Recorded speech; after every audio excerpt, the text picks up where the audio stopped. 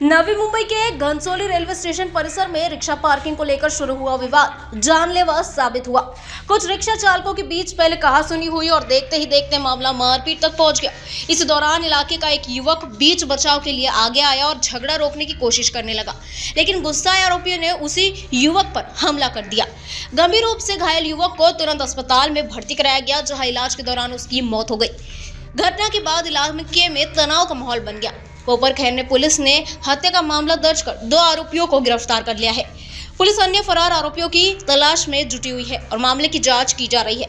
इस घटना से स्थानीय लोगों में भी डर और नाराजगी का माहौल बना हुआ है। त्यामध्ये पहिला आरोपी आहे स्वप्नील काशीनाथ सुर्वे, जो 30 वर्षाचा आहे, त्याचा ट्रान्सपोर्टचा धंदा होता।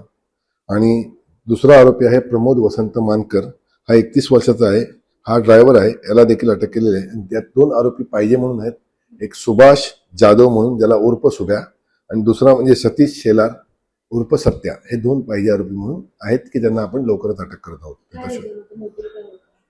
या गुन्ह्याचा मोटिव्ह असा होता की मोटिव्ह म्हणण्यापेक्षा हे थोडंसं तिथे रिक्षा स्टँड आहे बर्गर किंग, घनसोली स्टेशनच्या समोर बर्गर किंग समोर, तर तिथे रिक्षा लावण्यावरून हा वाद झाला सुरुवातीला। की मी एक जो फिर्यादीनुसार की सतीश सुभाष जाधव नावाचा जो आरोपी आहे, याने हा कायम तिथे यायचा आणि लाईन्समध्ये रिक्षा न लावता मधूनच भाडं घ्यायचं आणि निघून जायचा। कोणी काही बोललं तर भांडण करायचा।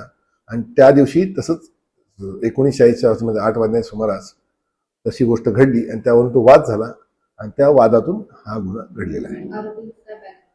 आरोपींचं बॅकग्राऊंड आहे, आरोपी यातला जे आरोपी आहेत प्रमोद वसंत मानकर, हा तिथे ते भांडण सुरू होतं त्याचं रिक्षावाल्यांचं, त्याचा तो मित्र आहे, ते सोडवण्यासाठी गेला होता की त्यांना हा जो सुभाष जाधव आहे आणि सतीश शेलार यांना मदत करण्यासाठी गेला होता। हे दोघंही जे आहेत, म्हणजे सुभाष अटक केलेले जे आरोपी आहेत, हे दोघंही रिक्षा चालक नाहीत, ते रिक्षा चालकांचे मित्र आहेत।